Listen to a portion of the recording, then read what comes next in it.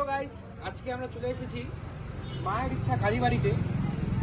আজকে আমরা পুজো দিব, পুজো করব। একটু মন্দিরটা ভালো করে একটু ভিতরে মন্দিরটা দেখাই আপনাদেরকে।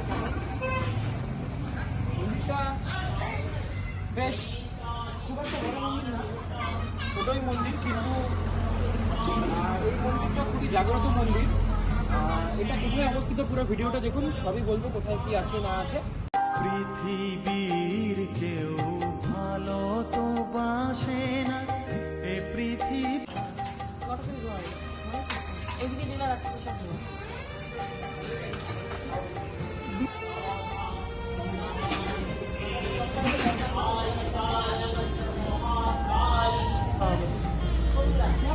তো এখানে যে কালী মায়ের ইচ্ছা মন্দিরটা রয়েছে, এখানে কিন্তু বাবা বৈদ্যনাথের মন্দিরও রয়েছে, যেটা শিব ঠাকুরেরই মন্দির বলা চলে। তো একটু এদিকে দেখান, এই মন্দিরটা বেশ ছোটোর মধ্যে কিন্তু খুবই একটি সুন্দর মন্দির।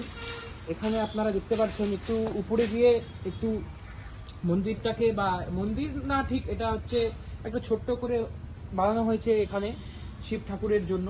এখানে কিন্তু সবাই আসে, পুজো টুজো করে, বেশ খুবই খুবই ভালো লাগে এখানে থাকলে বেশ। আর একটু সাইডগুলো একটু জাস্ট দেখাবে কি, খুব সুন্দর জায়গাটা, খুবই মানে খুব ভালো লাগে জায়গাটা। নমো নমো শঙ্কর ভোলেনাথ শঙ্কর জয় ত্রিলোকনাথ শম্ভু হে শিবায় শঙ্কর। নমো নমো শঙ্কর ভোলেনাথ শঙ্কর রুদ্রদেব হে মহে। তো এখন কিন্তু আমরা চলে এসেছি এখানকার রান্নাঘরে। তো একটু এদিকে আসুন, একটু দেখাবেন। এখানে এখন খিচুড়ি রান্না হচ্ছে। খিচুড়ি এখানে রান্না, এরপরে রান্না হবে বাঁধাকপি মনে হয়। এরপর কি রান্না হবে? বাঁধাকপি। আর এখানেই কিন্তু সবার খাওয়ানোর যে রান্নাটা হয় এখানেই হয়। আর যে ভোগের রান্নাটা হয় সেটা আলাদা করে হয়, সেটা হচ্ছে এখানকার যে সবাইকে খাওয়ানোর রান্নাটা, সেটা হচ্ছে এখানেই হয়। এখন খিচুড়ি হয়ে গেছে, আর বাঁধাকপিটা হলেই কিন্তু আজকের এখানে রান্না কমপ্লিট। একটু জাস্ট সারাউন্ডিংটা একটু দেখে দাও, বেশ পরিষ্কার।